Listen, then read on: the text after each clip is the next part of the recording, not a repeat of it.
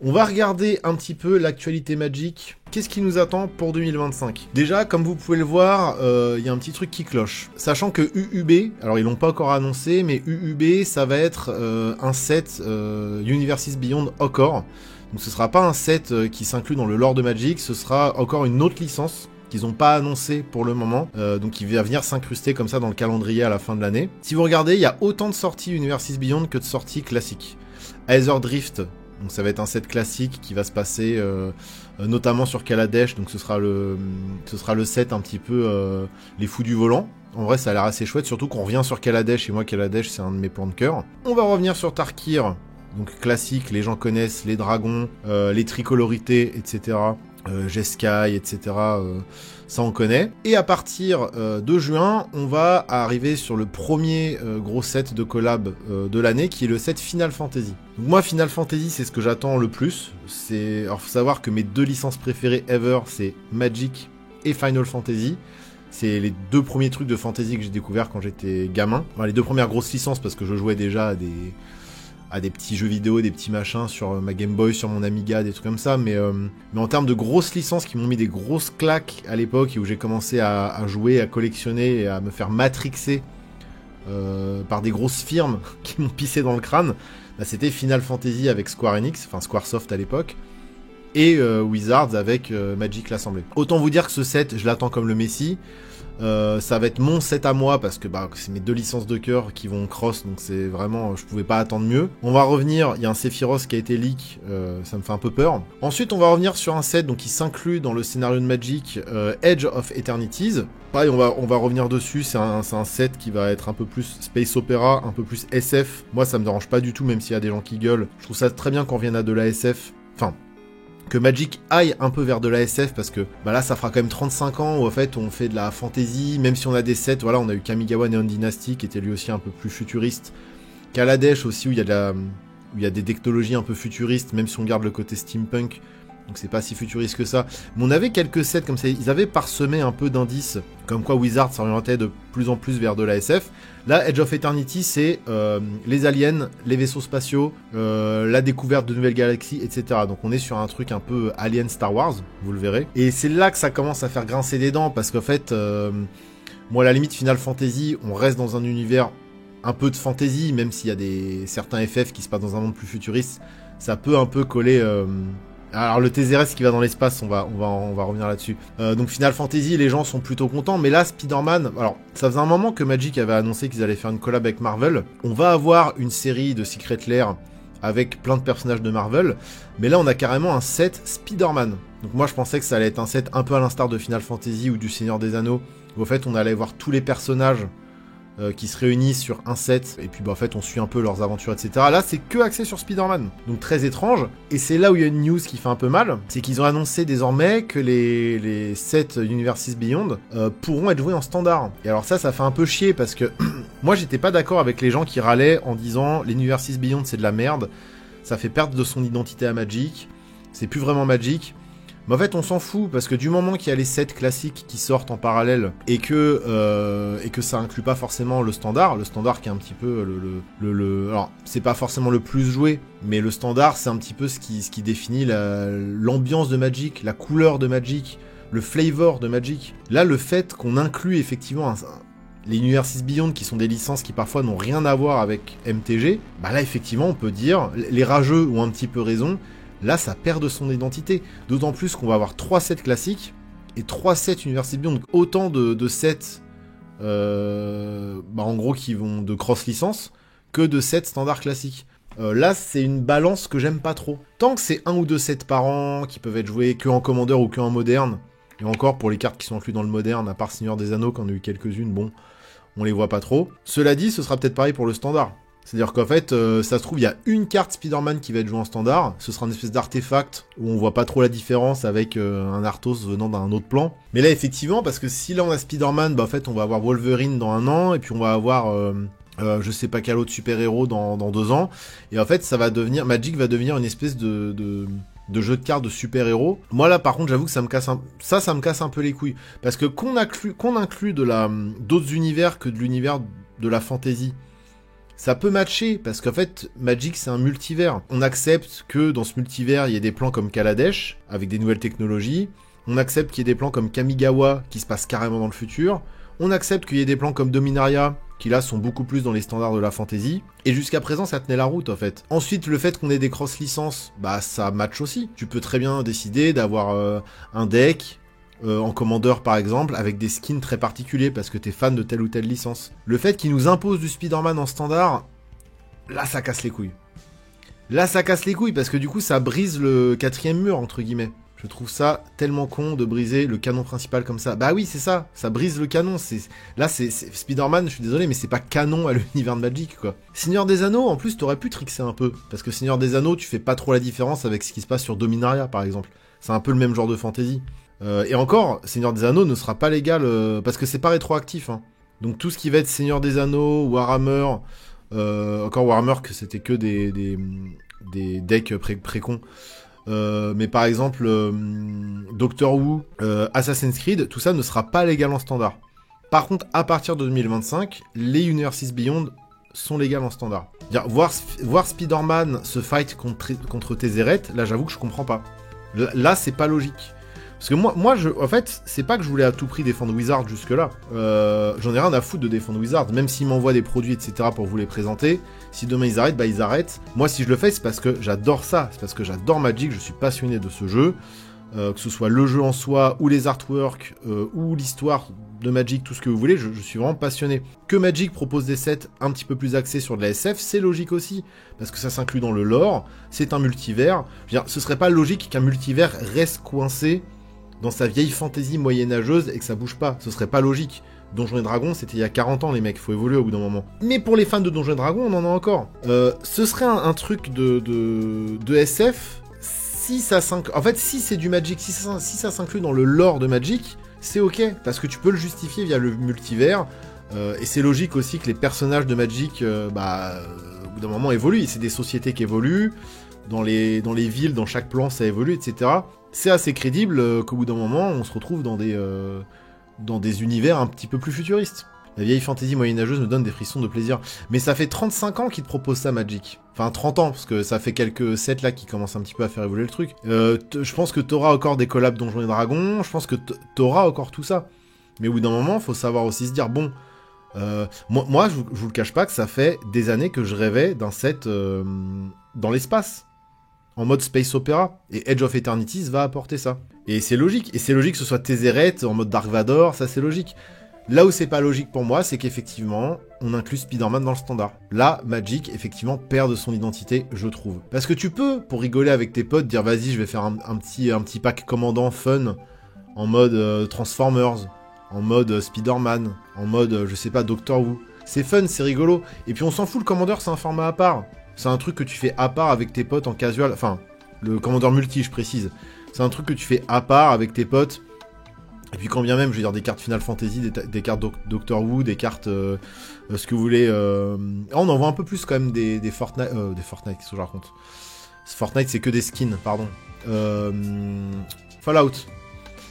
Des Fallout, on en voit peut-être un peu plus. Mais en vrai, si tu choisis bien le skin de la carte, ça peut s'inclure dans ton deck. C'est-à-dire, tu peux faire un pack crédible, que ce soit en termes de mécanique, en termes de visuel, en termes de flavor. Ça fonctionne. Là, je suis désolé, Spider-Man dans le standard, non, tu vois. Si tu me dis Spider-Man, il est là, vous pouvez le jouer en commandeur, en fun, c'est ok.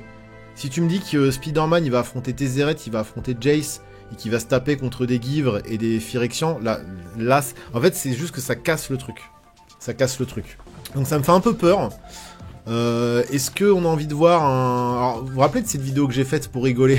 Donc là, justement, là, c'est là où je justifie, bon bah là ça va, oui, vous avez un temps bombadil, machin, ça peut passer. Et encore, c'était même pas inclus dans le standard. Ça, il l'incluait pas dans le standard, hein. Et c'était très bien que ce soit pas dans le standard. Moi, surtout, ce qui me fait peur, c'est que ça donne l'impression de move désespéré pour sauver les formats rotatifs. Les nouveaux formats sur Arena, Alchemy, Explorer n'ont pas marché. Les joueurs papier jouent surtout Commander, EDH et Dual Commander. Et moderne, on sent que Wizards of the Coast veut faire venir des nouveaux joueurs et nouvelles joueuses, mais ça pue la panique. On va en revenir, on va parler de ça effectivement. J'ai l'impression que c'est une tentative de relancer le standard. Mais la tentative pour relancer le standard, normalement, c'était ça en fait. C'est là où c'est pas crédible. Là, ils vont sortir un set fondation justement exprès pour les joueurs de standard, donc et pour les débutants, donc je comprends pas. C'est aussi dans l'intention des collabs. Donjons et Dragons, tu sens que c'est fait par amour des lores, et ça fait sens. Lord of the Rings, bon, fanservice, mais ça passe. FF, Doctor Who, Fallout, bon, fanservice, et coucou les fans, venez acheter du Magic. Et là, Marvel, c'est juste acheter les fans de Marvel. Oui, bah, Anna, c'est exactement ça. Mais je pense que là, ils sont en train de tester les limites, et bizarrement, on va dire que les gens un petit peu accurate sur Magic étaient ok jusque-là. Par contre, Spider-Man qui intègre le standard, là, les gens commencent à gueuler. Et enfin, moi, clairement, je pense que cette extension, je vais la boycott, je vous le cache pas. Je pense que Spider-Man, je vais full boycott, et je dirai régulièrement ce que je pense du fait que des sets Marvel intègrent le standard. Voilà, si tu me dis que tu fais des petits decks préco de super-héros, ou quelques cartes, ou un mini-set Spider-Man un peu à l'instar d'Assassin's Creed, et que tu le rends légal que dans quelques formats non rotatifs, et que, en fait, il y a que une de deux cartes qui sont vraiment jouables, parce que même Seigneur des Anneaux, en vrai... tu retires l'orc, tu retires l'anneau. Bon, bah, des cartes Seigneur des Anneaux, t'en vois pas tant passer que ça en moderne, j'ai l'impression. Peut-être quelques-unes, je suis pas trop le moderne, mais j'ai pas vu les cartes faire grand bruit en tout cas. C'est ok. Non, moi je veux pas, je suis désolé, là c'est trop là. Moi c'est ma limite à moi ça, voilà. Surtout que Marvel a les moyens de sortir son propre TCG, c'est vrai. C'est plus ou moins le cas avec Marvel Champion et VS System 2. Ok, je connais pas, mais... Enfin oui, de toute façon, oui, ils ont les moyens de faire un TCG. Ça sent surtout Disney qui va racheter la licence Magic. Bah le problème, c'est que Disney, quand il touche à une licence, il la détruit, quoi. Globalement, c'est un peu ça, quoi. Et bah tant pis, moi je resterai sur... C'est-à-dire que peut-être que 2025 sonne la fin de mon histoire d'amour avec Magic l'Assemblée, et je resterai sur mon Magic Old School. Moi, mon Magic Old School s'arrêtera à partir du moment où, enfin, les Planeswalkers vont découvrir ce qui se passe dans les éternités aveugles, qui s'envolent loin dans l'espace, qui laissent leur terre natale derrière eux. Et voilà, moi, bah, c'est là que ça s'arrêtera pour moi. Je ne suis pas pour l'exploration spatiale. Non, mais en vrai, par contre, vraiment, en termes de lore Magic pur, ils peuvent faire un truc bien avec ça. Après, on verra, ça se trouve, les cartes Spider-Man, elles seront injouables. Mais oui, effectivement, tu sens qu'ils veulent essayer de ramener des gens dans le standard, et que, en fait, les joueurs qui vont se ramener avec Spider-Man... En fait, je pense que... D'ailleurs, ça a été leur excuse. C'était leur excuse. En fait, ils pensent que les joueurs qui vont se ramener dans Magic grâce à Marvel vont vouloir jouer leurs cartes dans le standard. Mais moi, je suis pas sûr de ça. Moi, c'est quand même une excuse bizarre. Le problème, c'est que et en plus de ça va peut-être aussi pousser les joueurs de standard à forcément consommer du set Marvel pour pouvoir suivre la méta standard. Ça, par contre, c'est malsain. C'est exactement ce qu'ils font, tester les limites de ce que les joueurs sont prêts à acheter, d'où la multiplication des sorties et le resserrage des sets standards pour faire la place à Fondation et ce genre de conneries de fin 2025. Alors Fondation, on va y venir. Fondation, c'est pas tant une connerie que ça, je trouve, ça se justifie. Ça rappelle ce qu'ils faisaient un peu avec les corsets à une certaine époque, je trouve. La vraie question, c'est est-ce que Green Goblin aura le type gobelin? Je fais comment pour ma collection, ouais. Bah déjà, un gobelin vert, ça n'a aucun sens dans Magic, donc ça dégage. Les droits de Spider-Man sont principalement détenus par Sony, ok. Oui, mais sur ça, je dis c'est des histoires de paperasse, parce que je pense que les histoires de super-héros, ça doit être un bordel en termes de droits. Ok, bon... alors, on va parler peut-être de choses un chouïa plus joyeuses, mais bon, pas forcément, parce que sur Final Fantasy, j'aurai un truc à redire aussi. Oui, voilà, c'est ça. Donc, New Year 6 Beyond sera légal dans tous les formats à l'avenir. Donc ça, on vient d'en parler. La justification principale, c'est que, en fait, les nouveaux joueurs de Magic qui arrivent via les cross-licences puissent, en fait, venir jouer en standard.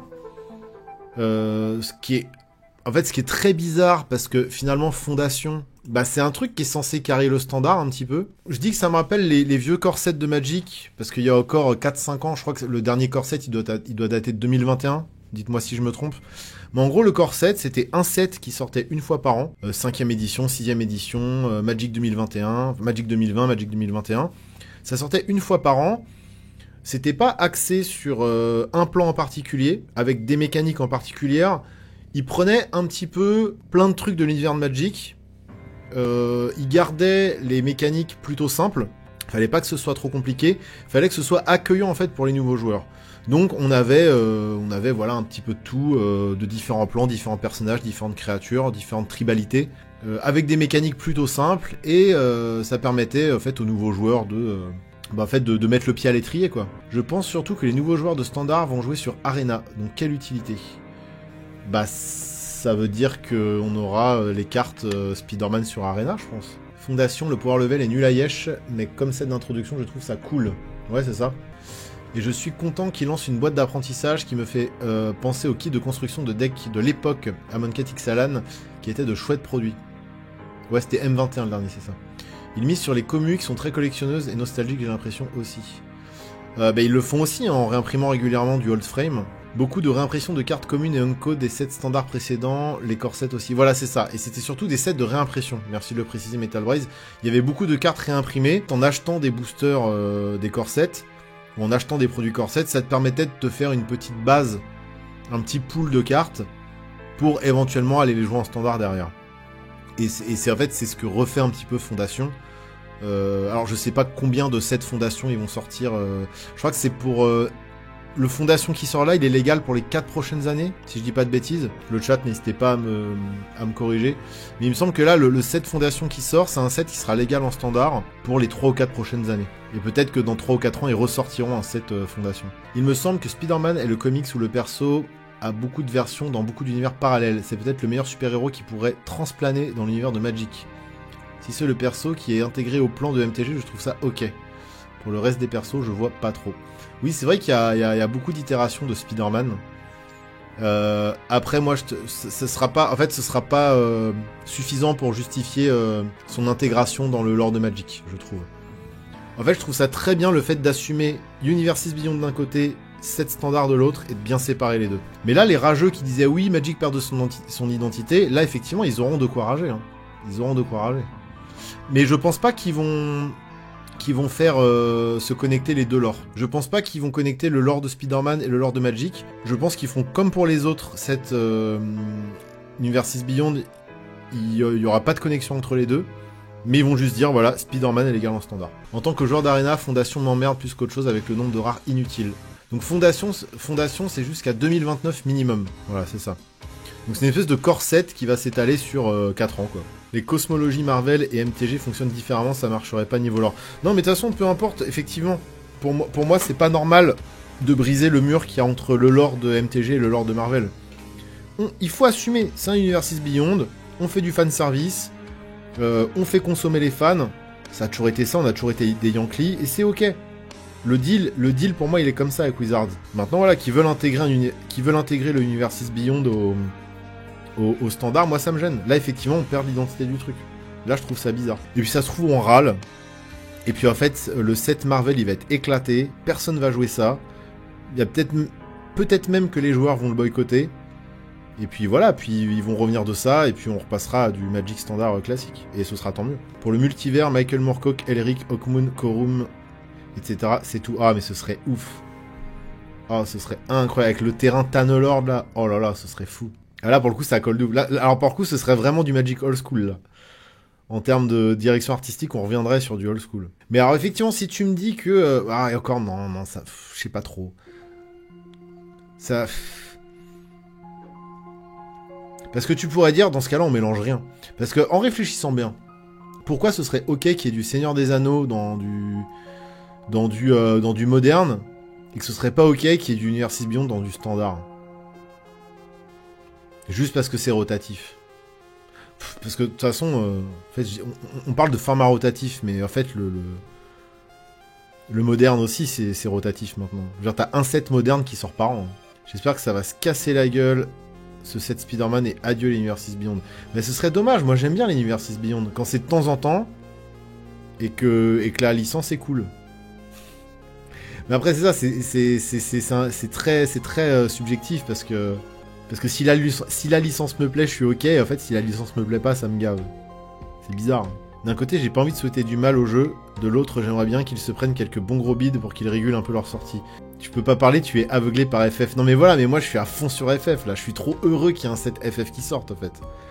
Mais je suis heureux en mode Golemon quoi. Genre vraiment, je suis là, putain, j'ai trop hâte de voir les cartes. Sauf s'ils nous font des cartes dessinées par Midjourney, là je suis moins content. Mais oui, Nel, d'un côté, c'est vrai que j'aimerais bien les voir un petit peu. Parce qu'en fait, ils vont faire exploser la bulle beaucoup plus vite que prévu. Tu sens que Hasbro derrière met une pression de ouf. Et je trouve ça dommage. Et en fait, on a même plus le temps de profiter des cartes. Moi, il y a ce truc-là aussi qui me gêne, c'est que pour faire du contenu, c'est très bien qu'il y ait des sets qui sortent. Là, je viens de me lancer à mi-temps dans le contenu, dans la création de contenu Magic. Moi, c'est cool, ça me fait des trucs à dire, ça me fait de l'actu, voilà, c'est super. Mais en vrai de vrai, moi ce que j'aimerais, c'est juste qu'ils ralentissent les sorties pour pouvoir profiter des sets. On n'a plus le temps de profiter des sets. J'ai l'impression de devoir changer mes decklists toutes les semaines, tellement il y a des cartes power creepées qui sortent. Et c'est un peu relou. C'est un peu relou, on peut même pas profiter du limité, on profite même plus en fait. Il y a un set toutes les 4 semaines qui sort. J'ai l'impression que toutes les décisions autour de MTG en ce moment, les bans en ODH, les Universes Beyond en standard, exposent la communauté. C'est suicidaire de prendre autant de décisions clivantes en aussi peu de temps. Après, il y a aussi le problème, c'est qu'aujourd'hui, on est dans l'ère de la post-vérité, et un bad buzz reste du buzz. Et en fait, le but aujourd'hui, pour faire consommer ton produit, c'est qu'on parle de toi. Et malheureusement, qu'on parle de toi en bien ou en mal, et ben on va parler de toi, et ça va faire consommer les gens. Alors, est-ce que ça tient sur du très long terme? J'en suis pas certain. Est-ce que Hasbro a une vision à long terme? Déjà, est-ce que Wizards a une vision à long terme? J'ose l'espérer. Après, derrière, il y a des actionnaires qui, eux, ont une vision à court terme, ou à moyen terme.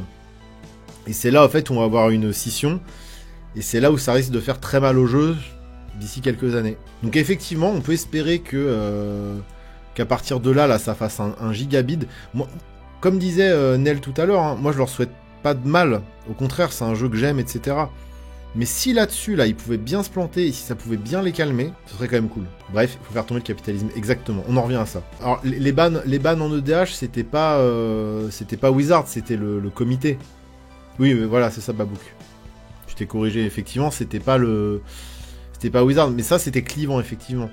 Derrière le fait de rendre l'Universes Beyond légal en standard, c'est clivant aussi. Déjà, le fait de faire une collab Marvel, c'est clivant. Le fait de faire pencher la balance de plus en plus vers le Universes Beyond, c'est clivant. Parce que là, je le répète, hein, on a 3 sets standards normaux et 3 sets cross-licence. Donc là, on est sur du moite-moite. Il y a un autre point à considérer, c'est que les joueurs vétérans de Magic sont dans l'ensemble dans la tranche des 30-40, voire 50+, dans 10 ans. Si ça se renouvelle pas, Magic sera mort. Donc les choix annoncés peuvent aussi être en fonction d'un plan sur le long terme. C'est une bonne réflexion, ça, Wolf, c'est intéressant. C'est vrai qu'effectivement, c'est ce qu'on disait même avec Duskmourn. C'est vrai qu'il y a certains héros, tu sens que c'est des héros qui ont été imaginés, dessinés, designés pour les zoomers. Il y a des trucs, tu vois la gueule des persos, tu dis ah oui d'accord, là on est très loin effectivement des héros de Magic. Sachant que Magic n'a jamais été non plus dans les clichés. Hein. Magic n'a jamais été dans le cliché du héros guerrier musclé, ou de... Il y a toujours eu de tout, ça a toujours été très diversifié Magic. Mais c'est vrai que là, quand je vois la tronche de Winter, quand je vois la tronche de... Alors, sauf dans cette version, effectivement, sauf dans le perso qui fait des shards, là. Tu sais qu'avec sa mèche violette, tu te dis, bon, ça, c'est pour plaire aux zoomers. Mais effectivement, oui, peut-être que sur du long terme, il va falloir penser à renouveler un petit peu l'identité, c'est vrai. Mais ça justifie pas non plus... Je suis d'accord avec toi, Wolf, mais ça justifie pas non plus, tu vois, le fait de nous foutre du Spider-Man en standard, je trouve. En plus, ils sont sensibles au bid. L'année dernière, Aftermath, c'est pas vendu. Du coup, cette année, ils les ont rattaché Big Score à Thunder Junction. Ouais, au lieu de faire 2 sorties séparées. Ils sont relativement à l'écoute de la communauté. Jusque-là, ils étaient relativement à l'écoute de la communauté. Puis, ils communiquent beaucoup, etc. Je pense qu'ils prennent les retours.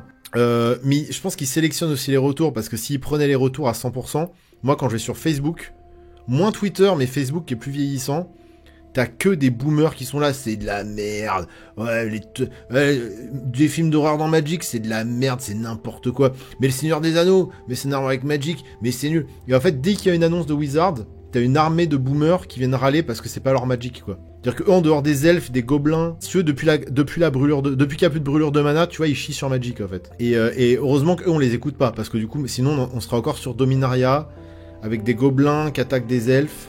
On sera encore dans cette fantasy années 80 et ça aurait pas bougé, quoi.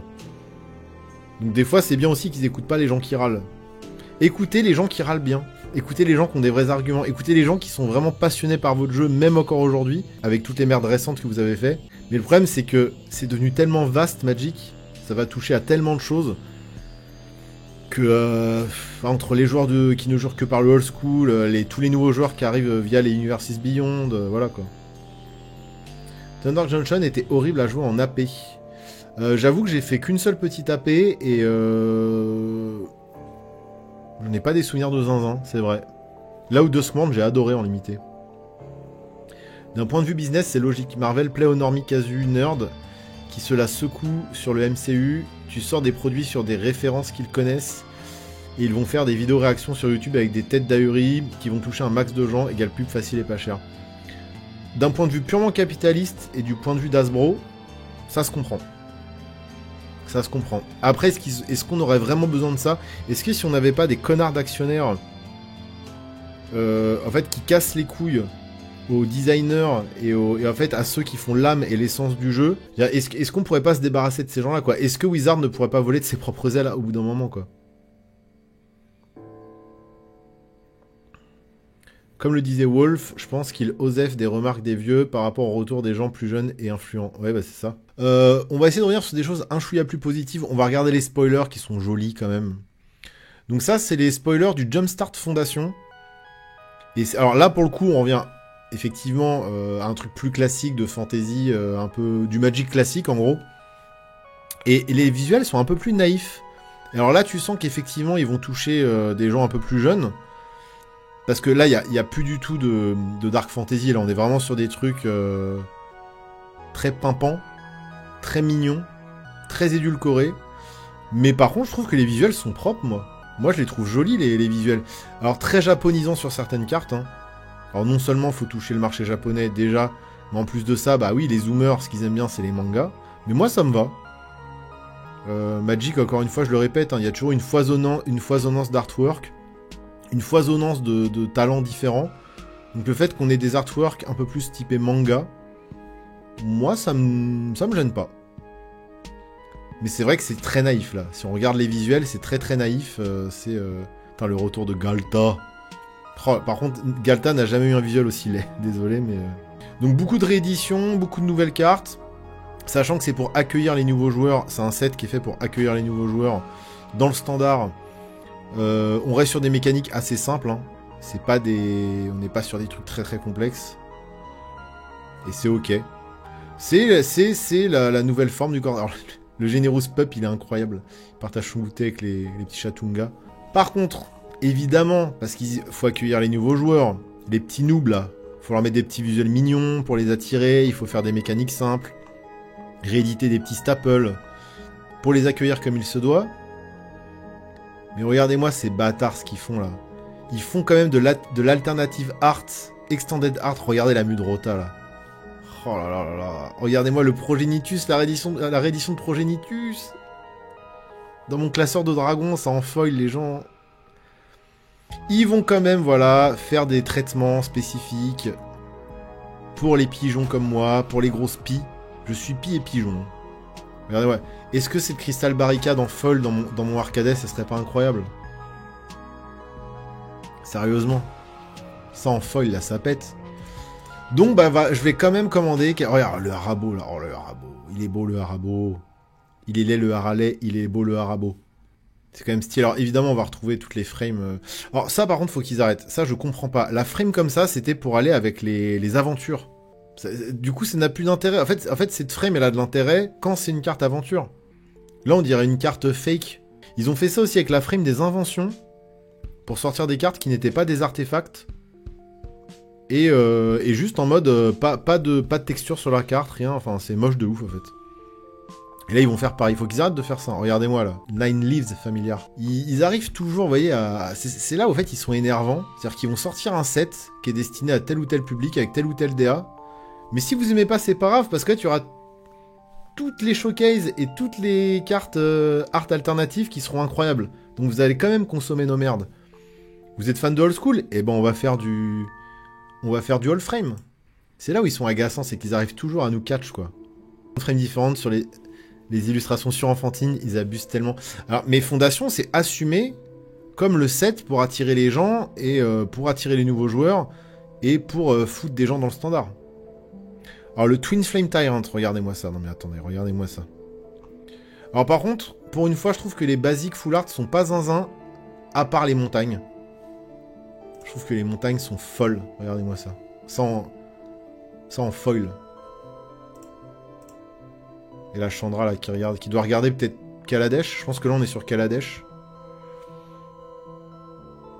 Mais les nouveaux joueurs portent pas des Pampers. Bah t'inquiète qu'ils aimeraient bien Hasbro que les bébés se mettent à Magic. Donc là ouais, toutes les alternatives art extended, je trouve que c'est... Enfin, il n'y en a pas une qui est dégueu quoi. Elles sont trop belles, le petit Tiny Bones.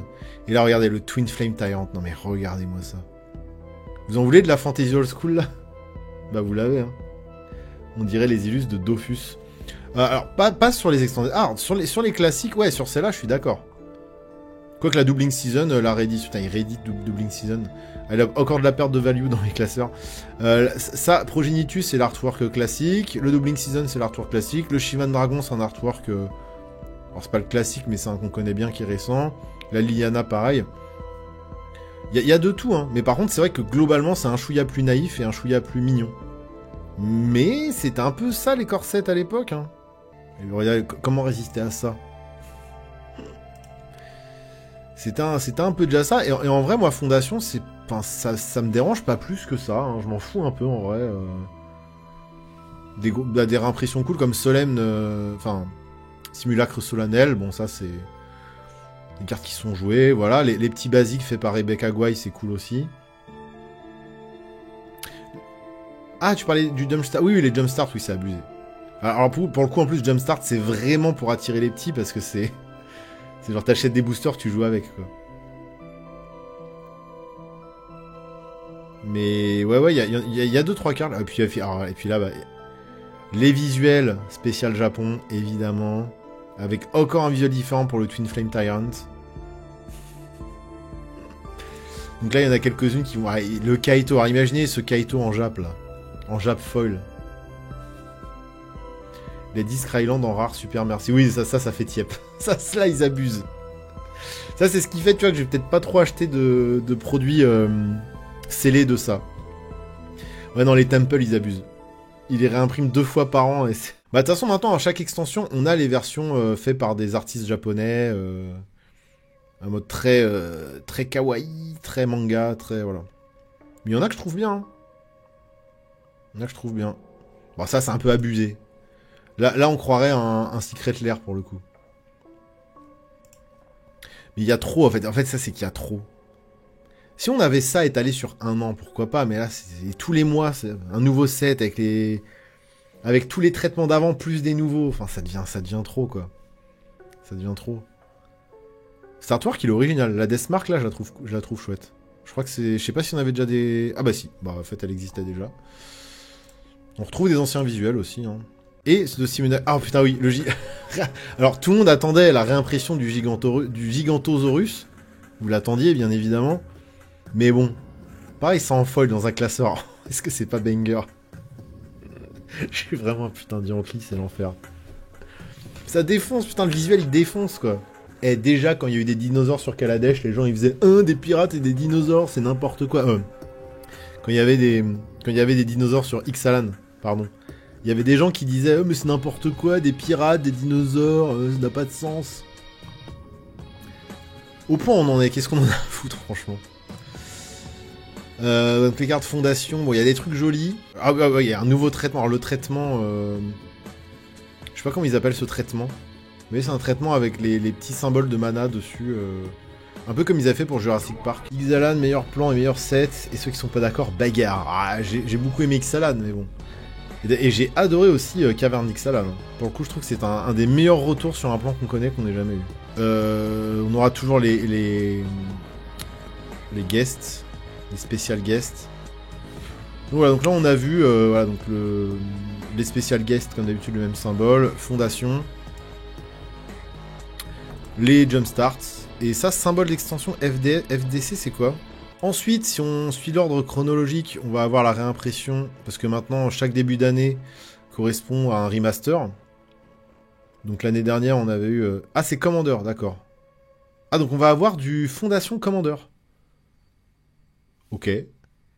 Ah bah on n'a pas vu passer ça encore. Oui bah de toute façon c'était évident. C'était évident qu'on allait avoir des précos. Donc là pour l'instant on n'a pas eu beaucoup d'infos, à part que mon Edgar Markov a perdu 50% de sa value. Par contre bah voilà, encore une fois, ça en foil les gars. Ah puis en plus il y a... Oui d'accord, c'est avec le... Ça c'est vraiment le scam ça. Putain, le jour où j'en ouvre une, je la revends mais direct. Qu'est-ce que je m'en bats les couilles d'avoir la carte numérotée. Le problème, c'est que je crois que ce Edgar Markov, il sera qu'en numéroté. Bref, bah voilà, donc réimpression du set d'Innistrad. Un peu deck pour moi Edgar Markov, mais c'est la vie. J'avais qu'à le revendre quand ils avaient annoncé le remaster. J'aurais dû m'en douter.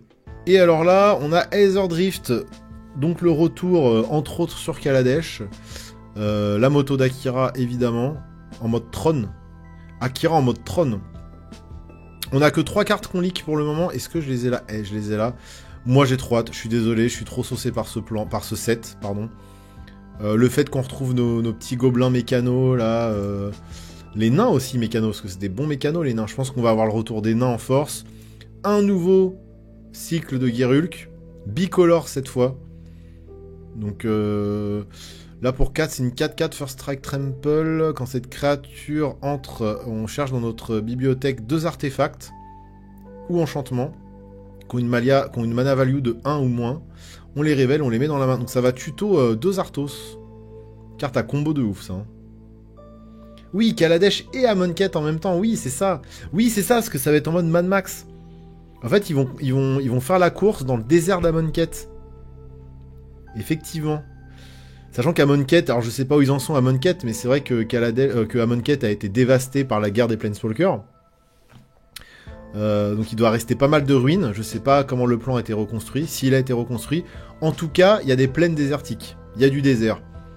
Donc ça va être en mode les fous du volant, ou plutôt Mad Max, je pense. On va avoir un peu de délire à la Mad Max.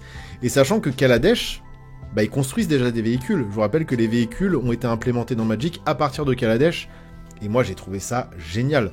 Une des meilleures mécaniques dans ces 10 dernières années qui a apparu dans Magic, je pense, pour moi, perso, c'est les véhicules. Donc là, on va avoir un set axé sur les véhicules. Je suis trop heureux. Alors par contre, le symbole d'extension, il est un peu bizarre. Pourquoi pas, hein, faire un espèce de drapeau de course comme ça, mais ils auraient peut-être pu le rendre un petit peu plus old school. Je sais pas. Secret Lair Satanas et Diabolo, let's go. Secret Lair Mad Max, tout simplement. Hein. Secret Lair Akira, pourquoi pas. Il y a des choses à faire. Hein. Je pense qu'il y a des influences... on va retrouver des influences cool dans ce set, je pense. Un peu à l'instar de, vous voyez, Kamigawa, où il y avait vraiment plein de choses qui se chevauchaient. Bah là, ça va être un peu le cas. Donc Aether Drift, en vrai, je suis très saucé. Je vous cache pas que je suis très très saucé de ce set. Très saucé de ce set. Donc hâte de voir ce que ça va donner. Le Secret Lair Fast and Furious, tu l'avais call, oui, de ouf, de ouf. Non mais laisse tomber. En fait, c'est quand ce genre de blague devient réalité, faut se poser des questions quand même. Oui, le drapeau, il est un peu premier degré, c'est vrai. Tu vois, ou alors tu faisais un drapeau de course comme ça, mais genre en... Tu sais, un peu abîmé, en mode comme si c'était un peu un vieux blason, ou je sais pas. J'avoue que si le set apporte des bons véhicules, ça pourrait être très amusant. Mais voilà, ouais, parce que c'est vrai que les véhicules, malheureusement, c'est pas à jouer, parce qu'il y en a pas beaucoup des jouables, quoi. Mais ouais, ça pourrait être cool. Ensuite, retour sur Tarkir. Donc ça, moi j'avoue, Tarkir, je suis pas très saucé parce que c'est un plan qui me parle pas de ouf. Même si c'est le plan qui a donné son nom aux tricolorités de Magic. Abzan, Mardus, Sultai, Temur, Jeskai. Donc on va les retrouver, mais apparemment ce sera des tribus bicolores qui seront mis en avant. Il y aura plus de bicolorité, de tricolorité, donc ça va... Bon, on verra. Hein. On verra, on aura des gros dragons, bien évidemment. Je suis plutôt curieux de voir les gros dragons. On a ce visuel qui a leak, mais pour l'instant, il n'y a pas de carte qu'on leak. Moins saucé. Moins saucé, après à voir ce qu'ils proposent. J'attends de voir le lore, j'attends de voir les cartes. Je suis curieux des dragons, surtout. Ah oui, sûrement le retour des triomes, c'est vrai. J'avoue, parce que sachant que bah, c'est un set, c'est un plan où il y a beaucoup de tricolorité, on aura sûrement le retour des triomes. Et là, alors là, comme je vous l'ai dit, hein, moi, Final Fantasy, c'est ma licence de cœur. Donc là, il touche à quelque chose de très dangereux. Là, c'est de la nitroglycérine. Plusieurs choses. Il y a 5 artworks qui ont leak. Un petit Mog. Incroyable petit Mog. Regardez comme il est mignon. Donc ça, c'est cool. Lightning, très stylé. Je la trouve très stylée, Lightning, FF13. Kefka, FF6. La post Moogle de FF14. Bah, de FF9 aussi. Hein. Parce que les Mog, ils postent le courrier aussi dans FF9. Très dangereux pour ta santé, ton portefeuille, les deux, mais attention, parce que regardez. Alors, FF10, évidemment, la classique scène d'amour entre Yuna et Tidus dans le lac. FF combien, lui? Je sais plus. Je sais plus c'est qui ce perso. Emmet Selch, FF14. Lui, ok, d'accord. Bah, c'est pour ça que je le connais pas. Par contre, le meilleur antagoniste de tout le jeu. Ok, d'accord. Bah, je le connaissais pas, tu vois. Enfin, de loin, je l'avais vu, mais tu vois, je le remettais pas. Sephiroth, alors moi je suis très content, on va avoir un Sephiroth. Alors est-ce que ce sera le visuel du Sephiroth en tant que créature, ou peut-être Planeswalker, ou est-ce que c'est genre un skin genre Murder, vous voyez une carte comme ça, un anti-bet? Je ne sais pas. En tout cas, vu comme ça, l'artwork est sympa. Maintenant, on a un gros souci. On a un gros souci. Un des trucs que je préfère dans la vie, c'est Final Fantasy. Un des trucs que je déteste le plus sur Terre, c'est les fils de rien qu'utilisent des IA pour faire leur visuel. On a déjà parlé 1000 fois, vous connaissez mon militantisme anti-IA génératrice d'art. Et bah boum! Apparemment, notre cher Wang Jili, désolé si je prononce pas, Wang Jili, je m'excuse sur la prononciation, aurait utilisé des IA génératrices pour faire son Sephiroth. Alors le rendu final est stylé, hein. C'est vrai que vu comme ça, tu fais pas gaffe, tu dis putain la scène du meurtre d'Aeris par Sephiroth, désolé pour le spoil, c'est bon, ça fait 30 ans, on peut passer à autre chose. Effectivement, pourquoi la boucle de Sephiroth, pourquoi sa boucle de ceinture la ressemble à ça? Enfin, son espèce de talisman slash boucle de ceinture. C'est pas du tout le bon truc. Là, tu sens que ça a été un... On sait pas. C'est une espèce de boui-boui qui a été flouté pour pas qu'on voit trop. Il y a une sangle random qui apparaît ici. Il y a une ceinture, une sangle random qui apparaît sur la jambe. Je sais pas pourquoi. Le haut du katana, pareil, on comprend pas trop, c'est pas fini, tu sens que là c'est du... Bah tu sens que ça a été généré très bizarre. Là pareil, il y a une autre sangle, je sais pas pourquoi. Bref, il y a plein de petits trucs qui laissent penser que Wang Jili aurait utilisé des IA pour dessiner son Sephiroth. Moi ça m'emmerde, je vous avoue que... À partir du jour où je vais apprendre que y a trop... On le sait de toute façon, on le sait maintenant qu'il y a beaucoup d'artistes qui utilisent des IA pour faire leur visuel. Parfois ça se voit, parfois ça se voit pas. Si ça se voit pas, tant mieux pour eux. Si ça se voit, moi ça me fait chier. Moi ça me gâche mon plaisir. Ça me gâche le plaisir de jouer au jeu, ça me gâche le plaisir de regarder les visuels, parce que je vois que ça après. Ce qui est étonnant, c'est que j'ai un petit peu étudié sur la personne. Cette personne poste du contenu sur les réseaux depuis plus de 10 ans. Donc il y a 10 ans, il n'y avait pas d'IA génératrice d'art, en tout cas pas à ce niveau-là. Et pourtant, il y a 10 ans, cette personne pondait ça, quoi. Sans IA. Sans IA. Alors effectivement, elle a un style un petit peu... Vous voyez, des fois, c'est pas très bien fait. Des fois, c'est un petit peu flou. Des fois, c'est un petit peu uncanny. Donc le problème, c'est que... On sait pas, quoi. On sait pas. Et puis, ça touche, hein. Il y a du niveau. Hein. Il y a du vrai niveau.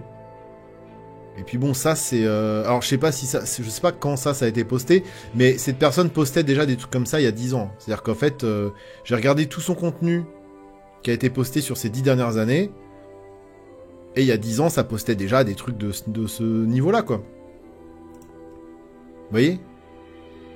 Donc pourquoi cette personne utiliserait de l'IA, sachant que elle a l'air d'avoir un skill de ouf? Et il y a 10 ans, elle avait déjà un skill de ouf sans les IA. J'ai une théorie là-dessus. En fait, c'est vu que maintenant Wizard et Hasbro sont tellement dans le productivisme, ça va tellement vite, il y a besoin de tellement de visuels, il y a besoin de faire appel à tellement d'artistes, il y a besoin de tellement de ressources pour sortir tellement de sets tout le temps, bah qu'en fait, maintenant les artistes ils sont au charbon, ils ont plus le temps de faire leur visuel proprement, donc ils font quoi? Ils utilisent des IA. Voilà. Parce que peut-être qu'ils sont sous-payés, et que du coup pour vivre ils sont obligés de faire plein de visuels. Et pour générer plein de visuels en un temps record, faut faire quoi? Bah faut utiliser des IA. Donc encore une fois, merci le néolibéralisme. Hein.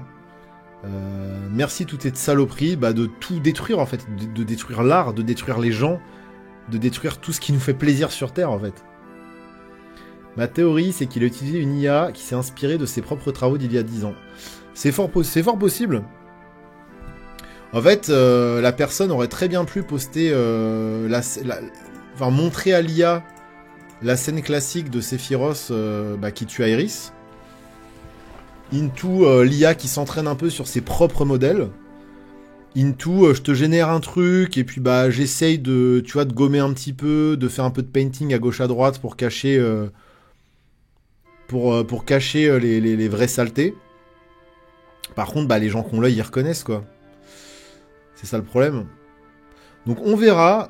J'espère vraiment que... Alors Hasbro... Wizards, pardon, bien évidemment, fait la sourde oreille, alors que ça a retweeté en plusieurs milliers de fois le mini-drama, on va dire. Comme d'habitude, Wizards n'a pas trop réagi pour le moment, enfin, comme d'habitude. C'est-à-dire qu'ils réagissent, mais après, donc, ils réagissent assez tardivement pour refaire la même erreur derrière. Parce que je vous rappelle que Wizards avait dit, alors nous, jamais les IA génératrices d'art, nous on veut que des vrais artistes, Midjourney c'est caca, je suis d'accord avec eux. 2 jours après, ils postent un visuel fait sous Midjourney dégueulasse. Donc pas entre ce qu'ils disent pour rassurer les gens et ce qu'ils font derrière, faut se méfier. Moi je serais Wizards, et c'est étonnant qu'ils le fassent pas, c'est envoyez-nous toutes les étapes du dessin. Même si on sait maintenant qu'il y a des IA qui permettent de faire crari, je fais d'abord le croquis, puis les contours, puis la couleur, etc. Il y a des IA aujourd'hui qui arrivent à faire crari. J'ai vraiment bossé mon dessin étape par étape. Mais déjà, il n'y a pas tout le monde qui les maîtrise. Je pense que ça devient très chiant si au bout d'un moment tu dois mieux maîtriser l'IA que ton stylo pour faire crari ta bossé, bien qu'il y en a qui vont le faire. Donc si t'es Wizard, en fait tu demandes 5 étapes du dessin. Et vous le savez, vous devriez avoir le contrôle sur ça, Wizard. Voilà. Ensuite, si on continue par ordre chronologique, on arrive sur Edge of Eternities.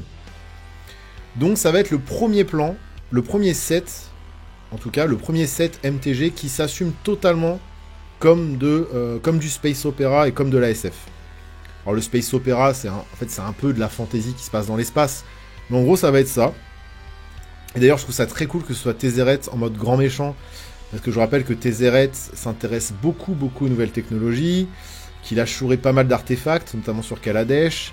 Il a toujours été dans les bails d'artefacts et de nouvelles technologies. Donc, très stylé. Très stylé. Et je trouve ça normal qu'ils soient en mode, vas-y, je vais conquérir la galaxie, let's go. Je suis assez curieux parce que là, du coup, Magic va enfin assumer une nouvelle direction artistique. Et ils nous l'ont amené progressivement en plus. Hein. On a eu Kaladesh, on a eu Neon Dynasty, on a eu un Onset dans l'espace. Alors les Onset, vous voyez que c'est un peu goofy, c'est jamais vraiment canon avec le vrai lore de Magic, mais ils ont introduit comme ça petit à petit le space opera ou en tout cas le côté un peu plus SF. Ils nous l'ont introduit au fur et à mesure. Et moi j'en rêvais, je vous le cache pas. Donc je suis très heureux. On a quelques visuels qu'on leak. Voilà, donc ça a l'air chouettos en vrai. Oh, la baleine de l'espace, elle est incroyable. Qui n'a pas envie de smasher une grosse baleine comme ça, là, sur le board. Et le grand méchant Tezzeret, qui a toujours été un grand vilain de Magic, hein, mais qui là, à mon avis, va avoir un rôle assez prépondérant. Ce qui est intéressant, c'est qu'apparemment, on va voyager jusqu'au bord des éternités aveugles. Donc, je vous rappelle que les éternités aveugles, c'est, en tout cas dans le lore de Magic, c'est ce qu'il y a en dehors du multivers. Imaginez que nous autour de nous, on a le cosmos, on a l'espace, on a l'univers. Qu'est-ce qui se passe une fois qu'on passe de l'autre côté de cet univers? Est-ce qu'il y a une autre dimension?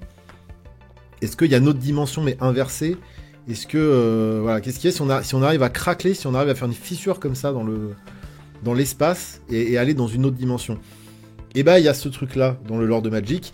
Et d'ailleurs, les Eldrazi viennent des éternités aveugles. Ils viennent de cette autre dimension, qu'on ne sait pas trop. Et le Spider's Verse. Oh, imagine, ils font ça, Elrico. L'univers est plat. Imagine, en fait, il y a un trou noir. En fait, c'est un trou noir vers toutes les autres licences de l'univers. Ah, s'ils nous font ce coup-là, les bâtards. Non, je serais pas d'accord. D'ailleurs, regardez. Qu'est-ce que c'est que ça, là? Qu'est-ce que c'est que cette carte? Sotera the Super Void. Alors, test card 09. Wizard 2023. Les gars, vous me trouvez ça? Je veux cette carte. Qu'est-ce que c'est que ce traitement? Il y a vraiment un trou. Genre, il y a vraiment un trou au milieu de la carte. Qu'est-ce que c'est que ça?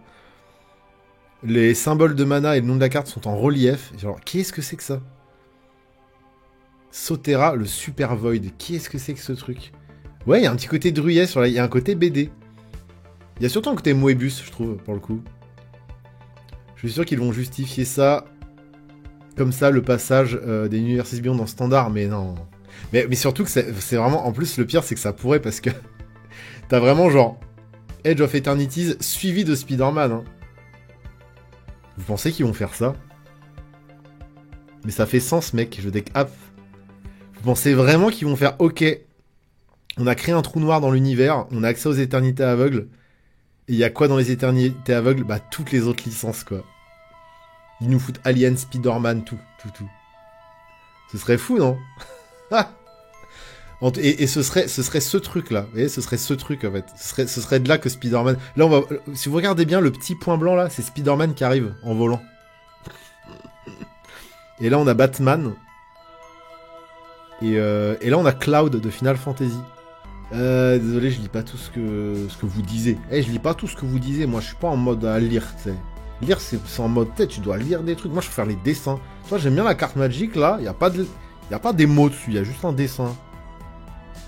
Le truc, c'est que tous les univers hors Magic, le premier qu'il rencontre, c'est Peter Parker. C'est un peu gros. Ouais, ça n'aurait aucun sens. C'est le trou noir de Fortnite. Et après, on va revenir sur Dominaria en mode ouf, ce n'était qu'un cauchemar, j'espère. On verra. En tout cas, je suis très curieux.